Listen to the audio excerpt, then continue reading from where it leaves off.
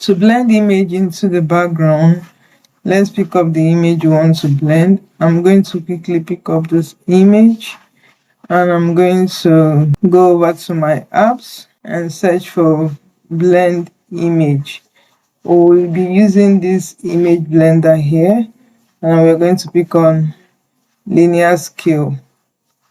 I'm just quickly going to pull this down like so, and if I still want to reduce this, I want the linear thickness to the blend strength to be transparent also. Anyhow I want it, I'm going to pull this to come down a bit, and once I'm happy with how it looks, I'm going to click on save. It will be uploaded to my design, and I can easily just spread this out, and I can easily just write my text above it and all that without having any issues. Like this video if you got value from it, and subscribe to the channel for more videos like this. Do have a good one.